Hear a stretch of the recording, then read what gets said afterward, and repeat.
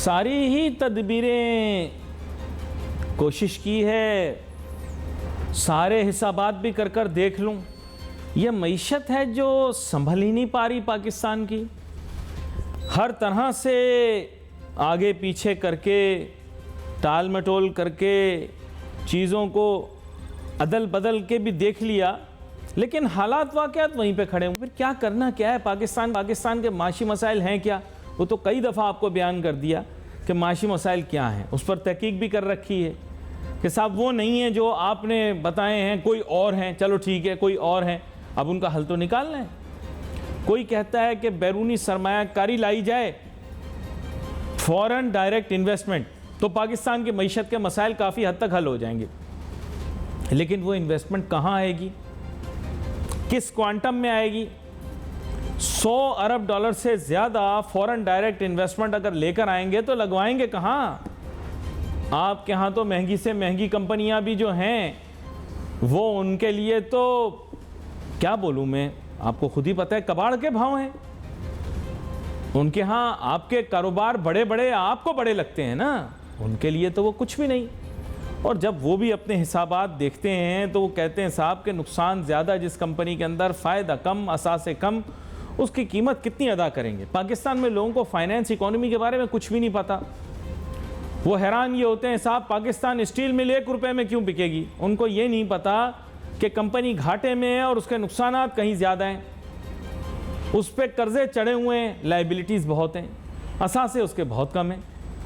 तो पाकिस्तानियों को समझ में नहीं आती। ये 3 डब्बे वाली अप्रोच होती है हमारी।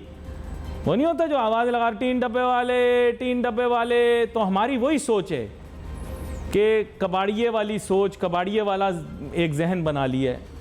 भाई ये गली गली मोहल्ला मोहल्ला जाके पाकिस्तानी हमारे भाई, जो मैं खुद समझने की कोशिश करें, I am Pakistani, I love Pakistan, लेकिन गलत हरकत को तो मैं सही नहीं कह सकता ना। आपने एक रेडी लगाई हुई है और गली गली बुलंद करते फिर रहे हैं आवाज़ के जनाब 3 डब्बे वाले, 3 डब्बे वाले। तो अगर आप कबाड़ बेचने निकलोगे तो 100 अरब डॉलर तो मिलने से रहे। तो क्या बैरूनी सरमायाकारी यानी फॉरेन डायरेक्ट इन्वेस्टमेंट पाकिस्तान को बचा लेगी? हाँ जी बचा लेगी, लेकिन 100 अरब डॉलर के असासे तो लेकर आओ पहले बेचने के लिए। अब बोला कि हम तेल की रिफाइनरी लगाएंगे गवादर में 10 अरब डॉलर की, उसमें हमारा माहिदा तकरीबन हो गया सऊदी अरब के साथ। साहब आपके सामने हम 2014 में मैं कहूँगा कि रस्मी तौर पर और 2015 में बाकायदा तौर पर आपके सीपेक का आगाज़ हो चुका है। इतने सालों बाद भी मुझे तो वो ऑयल रिफाइनरी कहीं दिखी नहीं, आपको दिख गई तो मुझे बता दें। फिर बोला साहब हम OGDC को बेचते हैं। फिर बोला भाई ये तो कौमी असासा है, स्ट्रेटेजिक एसेट, इसको नहीं बेच सकते। फिर बोला साहब PIA को बेचते हैं। PIA को ख़रीदने वाला कोई नहीं, इनको पता नहीं है। PIA किसी को पैसे देकर भी दोगे तो वो नहीं लेगा, ठीक है। पाकिस्तान स्टील को बोला हम बेच देंगे, बेचा, फिर ज़मीन की कीमत लगानी शुरू कर दी। वही कबाड़िया वाली ज़हनियत है ना। कह रहे हैं इसकी ज़मीन इतनी महंगी है, इसकी मशीनरी इतनी महंगी। अरे साहब आपने स्टील मिल बेचनी है या हाउसिंग सोसाइटी बेचनी है? और हाउसिंग सोसाइटी तो मैं ऐसे नहीं कहता, मैं कहता हूँ भाई इंसान तो बचता नहीं, बाद में तो सब कब्रिस्तान ही कब्रिस्तान होगा। जो इतनी ज़मीनें बचाते फिर रहे हो तुम लोग कि इतने किनाल, इतने एकड़ ज़मीनें, तो इससे आगे बढ़ो ना, पैदावार के ऊपर फोकस करो। ये चैप्टर क्लोज हो गया। हमारे पास चीज़ें ही नहीं है जिनसे 100 अरब डॉलर की बराह रास्त सरमायाकारी करवाएंगे, हैं ही नहीं। जो आए थे सरमायाकार उनको लाए थे बाहर वाले। सही आपको बात बताऊंगा, मुशर्रफ साहब के दौर के अंदर आपने साथ दिया था, बंदे पकड़ पकड़ के वहाँ भिजवाए थे, जिसकी वजह से फिर वो हमारे मकरूज हो गए थे। कौन? वेस्ट। उन्होंने कहा यार अब इनके पास पैसे लगवाओ। उन्होंने इधर उधर से लाकर सीमेंट वालों को भी कहा पाकिस्तान में पैसे लगाओ। दुनिया की बहुत बड़ी सीमेंट की एक कंपनी आई पाकिस्तान में, उसने पैसा लगाया, कुछ अरसे लगाया, नुकसान हुआ, चले गए। दुनिया के बड़े बड़े बैंक आए, आप गवाही देते हैं ना, अब कौन फॉरेन बैंक पाकिस्तान में बचा? मुट्ठी भर हैं ही नहीं, बल्कि ना होने के बराबर हैं। इतने सारे फॉरेन बैंक आए, बैंकों ने आगे पैसा लगाया, अरब $100 की इन्वेस्टमेंट की। फिर उसके बाद आपको पता है कि अबू धाबी ग्रुप वाले आए, मशरिक वुस्ता से लोग आए, पैसे लगाए, चलो भी पाकिस्तान को बेल आउट दो। हमने तो हर वक्त गुरुडाली का रोल लिया हुआ है ना, जो भी बात हो हमने रोना शुरू कर दिया, हाँ हमें बड़ा नुकसान हुआ, जंग हुई, दहशतगर्दी के अलावा अरबों डॉलरों का। तो जब हमने इतना रुडाली वाला काम किया, रो रो के उन्होंने कहा यार हम इनसे पैसे लगवा देते हैं, आपकी बैंकारी के शोबे में पैसा लगाया, $100 पैसा लगाया। लेकिन फिर उसके बाद आपने चीटिंग की उनके साथ, उन्होंने कहा कि आप मुत्तहिदा फोर्स का हिस्सा बनो, हमने $1.5 अरब तोहफा पकड़ के फिर उसके बाद हमने क्या कहते हैं उसको, आप लोगों की ज़ुबान में कहते होंगे लाल झंडी, हमारी तरफ से तो आपने लाल झंडी दिखाई, लेकिन किसी ने कहा हरी झंडी दिखा दी। खैर दोनों सूरतों में आप वहाँ गए नहीं, उन्होंने भी अपने पैसे निकाल लिए। अब आपके यहाँ मेरे ख्याल से थोड़ा सा इंटरकॉम में उनका पैसा, ये अपना कम्युनिकेशन में उनका पैसा लगा हुआ है, थोड़ा सा बैंकिंग में लगा हुआ है। कहाँ से आएंगे? बैरूनी सरमायाकारी आपके मुल्क में अब ला नहीं सकते, असासे नहीं। फिर बोला साहब हम अपने मुल्क की एक्सपोर्ट बढ़ा दें, आपका सरप्लस ही नहीं है, सरप्लस ही नहीं है भाई। या आप माशी डॉक्टर इनके उठा लो या माशी डॉक्टर पीटीआई वालों को उठा लो, मुज़म्मिल असलम को भी बुला लो, उससे भी पूछ लो, और अगर इनका नून लीग वाला कोई बंदा बुला के लाना उससे भी पूछ लो। आपके पास सरप्लस होगा तो एक्सपोर्ट करोगे ना, सरप्लस ही नहीं है, एक्सपोर्ट क्या करोगे आप? यानी ना बैरूनी सरमायाकारी आ सकती है, ना आप एक्सपोर्ट कर सकते हो। एक्सपोर्ट के लिए कहते हैं हम ब्रांड्स एक्सपोर्ट करेंगे। अरे इमेज आपका है नहीं, ब्रांड कहाँ से एक्सपोर्ट करोगे आप? पहले इमेज डेवलप करना पड़ेगा, फिर एक ब्रांड डेवलप होगा। आपका इमेज ही नहीं है तो ब्रांड कहाँ से डेवलप होगा? ब्रांड लोग बोलते हैं ना, देखें जी वो बड़े बड़े ब्रांड हैं, उनके नाम लेते हैं, वेस्टर्न ब्रांड होते हैं, ये देखें जी ये लोग बड़ा महंगा बेचते हैं। महंगा बेचते हैं क्योंकि वो अपने ब्रांड और अपने इमेज में इन्वेस्ट करते हैं। आप अपने इमेज पे इन्वेस्ट करो, पहले तो ब्रांड पाकिस्तान में इन्वेस्ट करो, फिर अपने ब्रांड पे इन्वेस्ट करो। नहीं करते। चलो आप मुल्क से मुंसलिक नहीं करना चाहते, बहुत सारे लोग जो हैं वो ममालिक से मुंसलिक नहीं करते, कहते हैं यार कंट्री इमेज को छोड़ो, ब्रांड। आप बता दें आपके मुल्क में एक ब्रांड हो जो इंटरनेशनल नौइयत का हो। मैं आपको हर मुल्क के ब्रांड बताऊंगा, टॉप के हर मुल्क के ब्रांड बताऊंगा आपको, हर मुल्क के।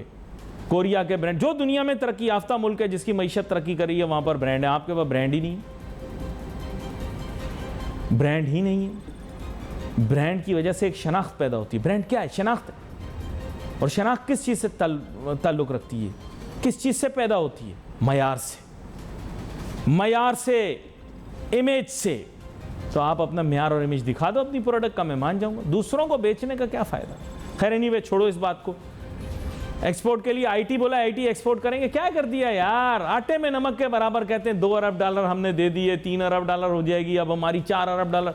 अरे भाई क्या बात कर रहे हो? क्या मैं फिर कुछ बोलूँगा आप लोगों का दिल दुख जाएगा।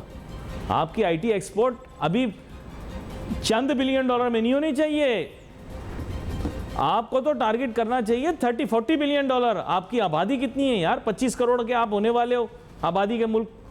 आईटी आपका असासा बन सकता है। आपने आईटी में क्या एक्सपोर्ट किया खास? और अब दुनिया भी बदल रही है। अब ये टाइपिस्ट नहीं चाहिए, अब दुनिया को प्रोग्रामर भी नहीं चाहिए, अब विजुअलाइजर चाहिए दुनिया को। विजुअलाइजर जिनमें तख्लीकी सलाहियत हो, वो आपके पास है नहीं। बातें करते हैं हम ये ले आएंगे वो ले आएंगे। तो खैर अब ये तो लिमिटेशंस हैं। जो मैंने 2 सोल्यूशन आपको बताए ये बड़े पॉपुलर सोल्यूशंस हैं। एक पॉपुलर सोल्यूशन ये है कि बैनुल अक़वामी जितने आपके पास मामलात हैं, आप कोशिश करके किसी तरह ज़ोर लगा के मुल्क के अंदर आप सरमायाकारी लेकर आओ, तक एक्सपोर्ट बढ़ाओ। ये दोनों पे बात होती है। ज़्यादा एक्सपोर्ट पे बात होती है क्योंकि आसान है, क्योंकि सरमायाकारी का तो मैंने आपको बता दिया कोई ज़रिया नहीं। और मुझे अब ज्वाइन करेंगे मुल्क के मारूफ मईशतदान जनाब डॉक्टर शुजात मुबारक साहब, और इनके सामने यही सवाल मैं रखूँगा और मज़ीद भी ये चाहें तो उसके अंदर इजाफ़ा कर सकते हैं। डॉक्टर शुजात मुबारक साहब, आज हम बात कर रहे हैं कि पाकिस्तान की मईशत को कैसे बचाया जा सकता है, इसके मुतल्लिक जो एक गुफ्तगू रही है और उसके जो सॉल्यूशंस हैं प्रपोज्ड। तो माहिरीन ने खैर प्रॉब्लम्स तो बहुत सारी डायग्नोज की हैं, हम भी वो स्टेट कर सकते हैं और बारहा आप उस पर रोशनी भी डालते रहें। लेकिन 2 चीज़ें हैं जिसके ऊपर तकरीबन सभी मुश्तरक हैं। एक तो ये कि पल मुल्क में बैरूनी सरमायाकारी आ जाए, और बैरूनी सरमायाकारी भी आए तो उसका हुजूम बहुत ज़्यादा हो, let's say more than $100 billion, यानी अराउंड इक्वल टू और अराउंड आवर टोटल डेट। ठीक है ना? मतलब एक जो आम मईशतदान है वो इस पर मुत्तफिक हैं कि ये एक प्रपोज सोल्यूशन है। दूसरा सोल्यूशन ये कि पाकिस्तान अपनी एक्सपोर्ट्स को बूस्ट कर दे, उसका क्वांटम भी बहुत ज़्यादा हो। ज़ाहिर बात है जिस तरह से अभी हम एक्सपोर्ट कर रहे हैं इसके अंदर अगर इजाफा करते भी हैं तो वो बहुत मिनिस्कल नौइयत का है। लेकिन डॉक्टर शुजात साहब 2 बैरियर्स हैं। नंबर 1, अगर आप बैरूनी सरमायाकारी इस मुल्क में लाते हैं तो आपको टीन डब्बे वालों वाली अप्रोच तो नहीं रखनी पड़ेगी। जैसे हम यहाँ नारे बुलंद करते रहते हैं टीन डब्बे वाला, तो हम कभी स्टील मिल को बेचने की कोशिश करते हैं, उसके भी हमें उल्टे पैसे देने पड़ेंगे अगर कोई ख़रीदेगा। PIA बेचने की कोशिश करेंगे तो भी पैसे देने पड़ेंगे। और अगर कोई लेता भी है तो वही टोकन 1 रुपए के अंदर कोई ले ले तो ले ले। और अगर हम अपने मुल्क की एक्सपोर्ट बढ़ाते हैं तो उसके लिए हमारे पास सरप्लस होने चाहिए, सरप्लस हमारे पास है नहीं। ब्रांड होने चाहिए, ब्रांड भी नहीं है। आईटी या सर्विस बेस्ड होने चाहिए, वहां पर भी कोई इतनी तरक्की नहीं। तो सर किस तरह से सोल्यूशन निकलेगा? आप इन सोल्यूशंस पे भी और मजीद सोल्यूशंस पे भी बात करें। जी thank you very much Ali भाई, और बहुत शुक्रिया। बड़ा ही इंपॉर्टेंट प्रोग्राम है कि क्योंकि आप सोल्यूशन के ऊपर बात कर रहे हैं। तो देखें, पाकिस्तान की मईशत के चंद एक जो सोल्यूशन है ना, वो बड़े अपेरेंट है। और बहुत सारे इकोनॉमिस्ट हैं, मैं तो एक इकोनॉमिक्स का स्टूडेंट हूँ, जो हमारे असातिज़ा हैं उन्होंने भी, जिसमें हफीज़ पाशा साहब और जो बड़े बड़े दूसरे इकोनॉमिस्ट हैं वो शामिल हैं, उन्होंने भी पाकिस्तान की मईशत के जो सोल्यूशन दिए उसमें चंद एक चीज़ें कॉमन है। अली भाई, we have to go to the basics. जब भी अब कोई बात होती है कहा जाता है कि गो टू द बेसिक्स। तो हमारी जो बेसिक्स है, जब हम अक्सर ये कहते हैं कि पाकिस्तान एक एग्रीकल्चर सेक्टर नहीं है, हमें इंडस्ट्री के ऊपर फोकस करना चाहिए, हमें सर्विस सेक्टर के ऊपर फोकस करना चाहिए। लेकिन मेरा ख्याल ये है कि इंडस्ट्री और सर्विस सेक्टर अपनी जगह पे, जब तक हम अपने बेसिक्स पे नहीं जाते, जब तक हम अपने एग्रीकल्चर सेक्टर को प्रॉपर्ली स्ट्रेंथन नहीं करते और हमारी इंडस्ट्रियलाइजेशन एग्रीकल्चर ड्रिवन इंडस्ट्रियलाइजेशन नहीं होती, तब तक हम एक स्टेबल इकोनॉमी या स्टेबल इकोनॉमिक ड्राइव की तरफ नहीं जा सकते। हमें एग्रीकल्चर की तरफ जाना होगा और एग्रीकल्चर के पुराने फरसूदा तरीके, एग्रीकल्चर के जो पुराने हमारे जो ट्रेडिशनल जो भी चीज़ें उसको अबेंडन करके एग्रीकल्चर हमें वैल्यू एडिशन की बेसिस पे करनी होगी, उस तरह से करनी होगी जिस तरह से ऑस्ट्रेलियन कर रहे हैं, जिस तरह से अमेरिकन कर रहे हैं, कैनेडियन कर रहे हैं, पोलिश कर रहे हैं या यूक्रेनियन कर रहे हैं। वो हमें एग्रीकल्चर के तरीके अडॉप्ट करने होंगे। उसमें चाहे वो आपकी ड्रिप इरिगेशन हो, चाहे वो आपकी जो लेकिन उसका एक केपीआई होता है सर, उसका एक केपीआई है जो आपके सामने रखता हूं। वो केपीआई उसका ये है, बुनियादी केपीआई वो है पर हेक्टेयर यील्ड। ये जितने ममालिक का आपने जिक्र किया, अगर पाकिस्तान का पर हेक्टेयर यील्ड इनके मुकाबले में निकाला जाए तो आप हैरान रह जाएंगे कि हम कहाँ हैं और वो कहाँ पहुंच चुके हैं। जी तो अली भाई देखें, पाकिस्तान में अभी एक छोटा सा ब्रेक थ्रू हुआ है। आपने G1 गार्लिक का नाम सुना होगा। उनके उसको इस सीड को इंट्रोड्यूस करवाने वाले जो लेट डॉक्टर साइंटिस्ट हैं, उनको अभी मेरे ख्याल में सितारे इम्तियाज भी दिया गया।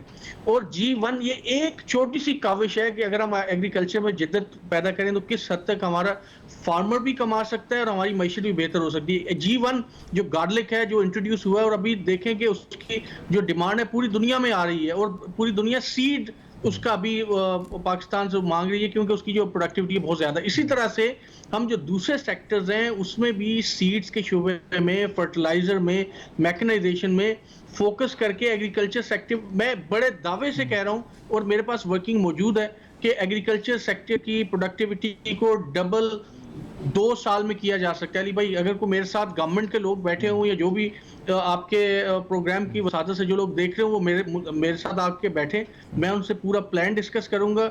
जो रिसर्च जो लोगों ने किया मैं उनके सामने रखूंगा और बड़ा सिंपल प्लान है जिससे आप सिर्फ 2 साल में एग्रीकल्चर सेक्टर की प्रोडक्टिविटी को डबल कर सकते हैं। उसमें कोई रॉकेट साइंस नहीं है, सिर्फ सिंसियरिटी चाहिए। पानी को मैनेज करना कुछ और चीजें, वो मैं आपके साथ शेयर कर दूं। एक बात। दूसरा अली भाई ये है कि पाकिस्तान की जो इंडस्ट्रीज हैं वो वैल्यू एडिशन की तरफ नहीं जा रही। हम टेक्सटाइल की बिल्कुल हमारी 10-12 बिलियन डॉलर की एक्सपोर्ट्स हैं, लेकिन अगर आप देखें तो पिछले 20 साल से या 25 साल से जो चीज हम एक्सपोर्ट कर रहे थे वही आज हम एक्सपोर्ट कर रहे हैं। उसके अंदर वैल्यू एडिशन बहुत कम है। पूरी दुनिया वैल्यू एडिशन की तरफ मूव कर रही है। जब तक हम अपनी प्रोडक्ट में वैल्यू एडिशन नहीं करेंगे, जब तक हम अपनी बेहतर प्रोडक्ट्स नहीं निकालेंगे, तो जाहिर है कि हमारी एक्सपोर्ट्स का बढ़ना मुमकिन नहीं है। तीसरी अली भाई जो चीज़ जो कि सबसे इंपॉर्टेंट है वो पाकिस्तान का ह्यूमन रिसोर्स है। आपके प्रोग्राम में मेरे ख्याल में, मुझे जहां तक याद पड़ता है, मैं 12-15 साल से आपके प्रोग्राम की वसादत से हम अक्सर डिस्कस करते आ रहे हैं कि पाकिस्तान में unfortunately human resource development, human capital development की कोई पॉलिसी मौजूद नहीं है। अब आप देखें कि पाकिस्तान जिसका दिल करता है वो एक स्कूल छोटा सा खोल लेता है, हालांकि पूरी दुनिया में सबसे इंपॉर्टेंट अर्ली चाइल्ड एजुकेशन है, क्योंकि वो सीड जो है बोती है। वो आप उस अर्ली चाइल्ड एजुकेशन में बच्चे के रुझानात का आप तयन कर रहे होते हैं, उसका माइंड बना रहे होते हैं, उसको एंटरप्रेन्योर बनना है, इंजीनियर बनना है, डॉक्टर बनना है। लेकिन अनफॉर्चुनेटली हमारे यहाँ हर कोने के ऊपर स्कूल खुला हुआ है, जिससे रिहायशी लोगों को भी प्रॉब्लम है और साथ के साथ वो स्कूल पता नहीं क्या पढ़ा रहा है, किसी को कोई पता नहीं है। पता उस वक्त चलता है जब वो बोर्ड के एग्जाम्स होते हैं, मैट्रिक या 8th में या इंटर में जब वो जाता है। तो मेरा ख्याल ये है कि एक proper human resource development broad based policy होनी चाहिए with special focus on the early child education, जिसके ऊपर एंटरप्रेन्योरशिप के हवाले से भी फोकस किया जाए, दूसरे उस प्रोफेशन के हवाले से भी, और जो वोकेशनल ट्रेनिंग जिसमें अनफॉर्चुनेटली पाकिस्तान के पास एक बहुत अच्छा वोकेशनल ट्रेनिंग का निज़ाम हुआ करता था, उसको दोबारा से बहाल करने की ज़रूरत है, ताकि हम हर बच्चा 4 साल की डिग्री लेने के बजाय 1-1 साल के 6-6 महीने के शॉर्ट कोर्सेज करके निकले, जो कि बड़े स्किल फोकस प्रोग्राम्स हों, और वो जाके वहाँ पे जॉब ले सके, अपनी एंटरप्रेन्योरल एक्टिविटीज कर सके। लेकिन सर ये दो शक्लों में हम देख चुके हैं सर, ये दो शक्लों में हमने देखा है। एक कामयाब, देखें ना, एक कामयाब जवान प्रोग्राम जो कि इमरान खान साहब के दौर में शुरू हुआ, और फिर इससे पहले मुफ्त लैपटॉप स्कीम थी, फिर उसके अलावा आपको पता होगा कि प्राइम मिनिस्टर यूथ प्रोग्राम था, जिसको मरियम नवाज शरीफ साहिबा खुद देखा करती थी। तो सर ये काविशें कोशिशें तो की हैं कुछ, लेकिन वोकेशनल ट्रेनिंग में भी कोई ख़ास कामयाबी हुई नहीं, मेरा ऐसा ख्याल है। डॉक्टर शुजात मुबारक साहब आए और सीपैक का जिक्र ना हो, ऐसा तो हो नहीं सकता। तो ये मामूली सी इनकी हमारी इस बारे में मुठभेड़ जारी रहती है। जनाब डॉक्टर शुजात मुबारक साहब, हमने सोचा था कि ये जो बैरूनी सरमायाकारी है ये किसी न किसी सूरत में सीपैक की शक्ल में हमारे पास आ जाएगी, बैरूनी कर्ज़ों से हम फारिग हो जाएंगे। लेकिन माजरा कुछ ऐसा हुआ कि इसका उलट हो गया। इसके बजाय कि कर्ज़े कम होते, कर्ज़े कई गुना बढ़ गए। कई गुना ही कहूँगा ना इसे, तो कभी जो शुमारियात आ रहे, खैर कई गुना नहीं बोलते, लेकिन बोल देते हैं कि परसेंटेज के हिसाब से कर्ज़े बहुत ज़्यादा बढ़ गए जब से सीपैक आया। तो सर मर्ज बढ़ता गया जूं जूं दवा। तो समझ नहीं आई ये बात। आपने तो सीपैक के बारे में बड़ी बात की थी, दावे भी किए थे, आपने कहा था कि बैरूनी ममालिक के टिकट तक हमें इशू होंगे, लेकिन मामला वहीं के वहीं खड़ा है। और अब तो उसको तेज़ करने वाले उसके मस्जिद, उसके क्या कहते हैं, उसके अरस्तू भी अब तो आ चुके हैं, जिन्होंने तख्लीक किया था जहन में अपने ये आइडिया। तो सर फिर भी कोई रिजल्ट नहीं आया, क्या कहते हैं आप?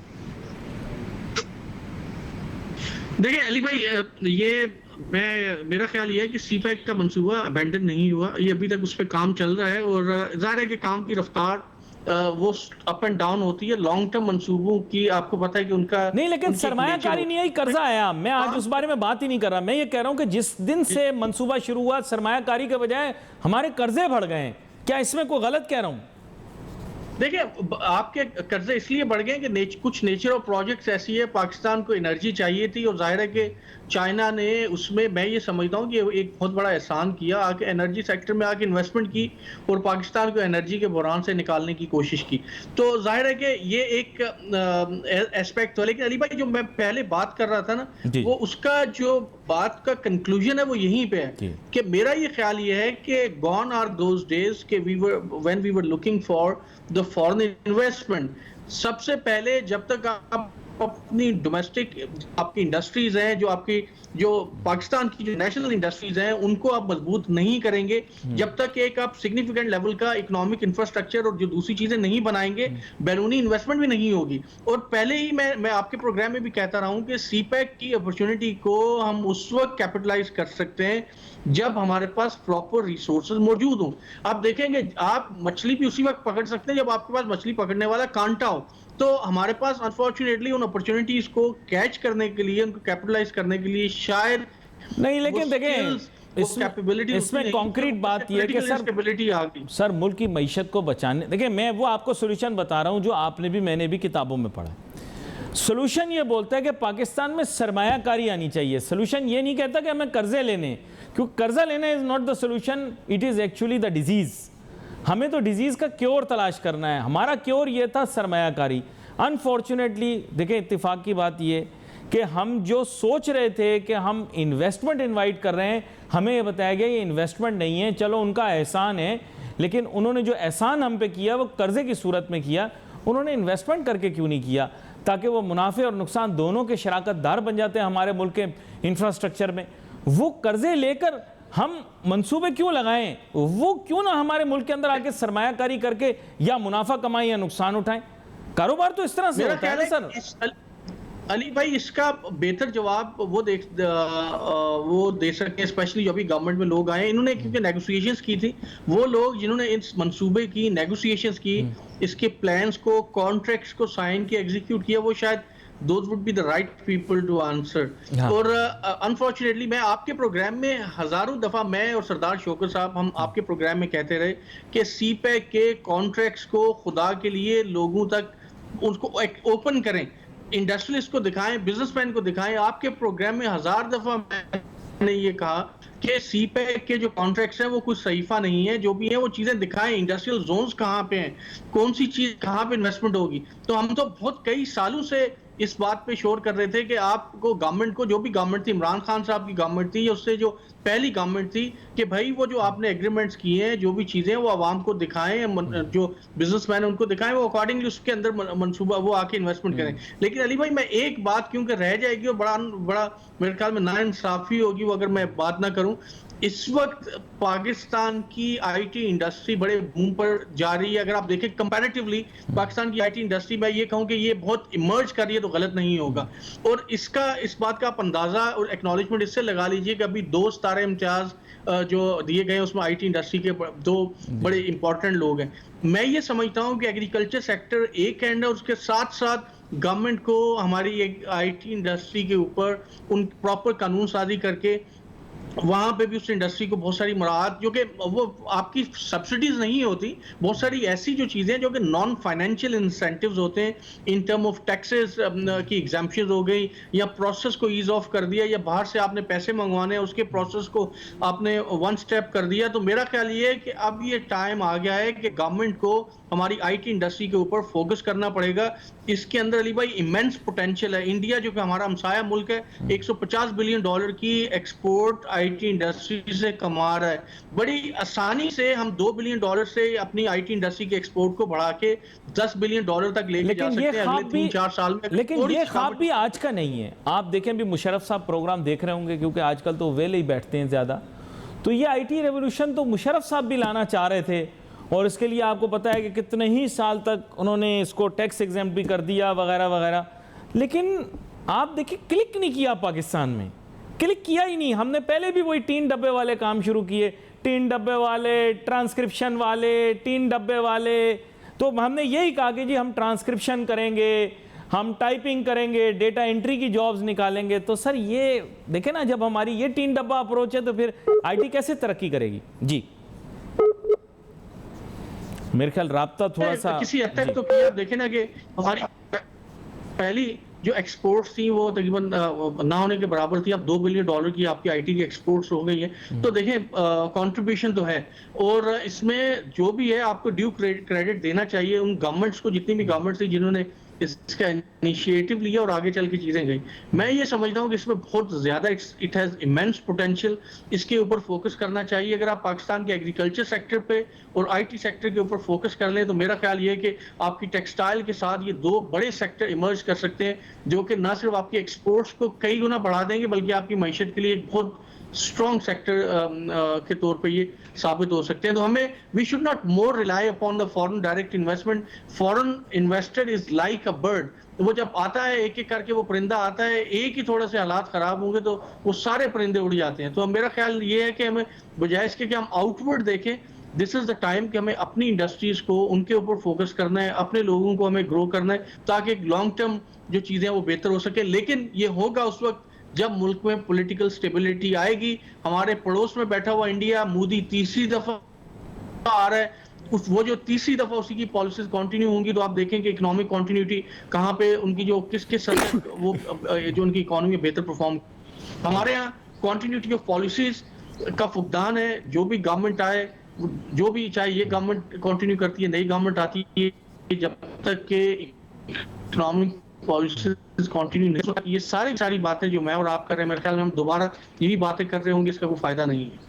बड़ी अहम बात की आपने यहाँ पर। नाजरीन, हमारे प्रोग्राम का वक्त जो है वो महदूद है, इसलिए आज हम इतनी ही करेंगे। फिर आगे आने वाले दिनों के अंदर इस मौजू को आगे भी बढ़ाएंगे, ऐसी बात नहीं है। Wait for message on Facebook. Ali Nasir हमारी टीम को इजाज़त दीजिए। अल्लाह हाफ़िज़।